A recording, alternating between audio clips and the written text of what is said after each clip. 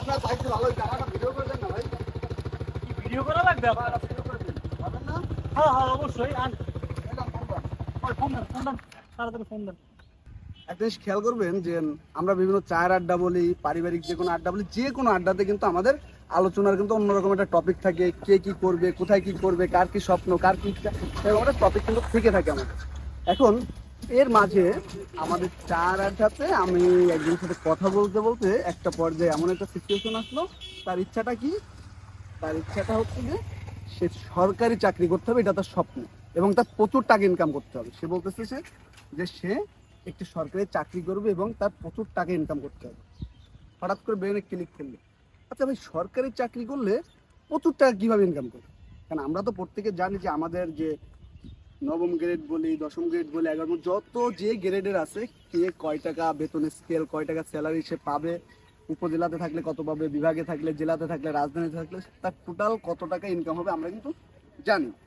কিন্তু আমার পয়েন্ট হচ্ছে এত প্রচুর টাকা কিভাবে ইনকাম করা যায় সরকারি চাকরি করে?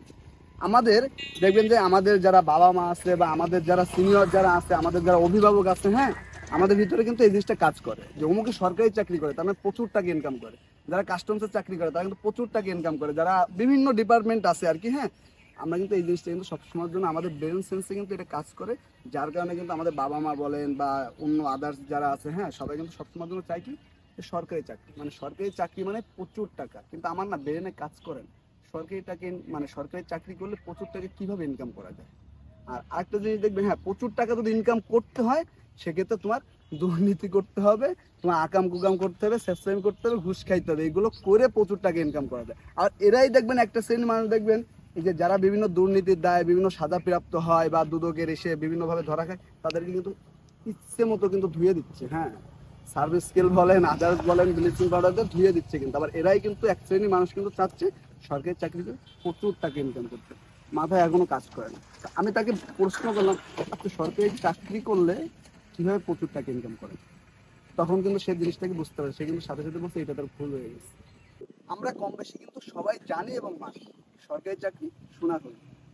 একটা চিন্তা করেন তো, টেবিলের নিচ থেকে যদি উপহার নেওয়া বন্ধ করে দেওয়া হয় বা আমরা যদি বন্ধ করে দিই, তাহলে সরকারি চাকরি কি আসলে শোনা হলেন? সবাই কমেন্টস করে মতামত জানাবেন। কিন্তু আপনি কি আমার সাথে একমত নাকি একমত না অবশ্যই জানাবেন কিন্তু।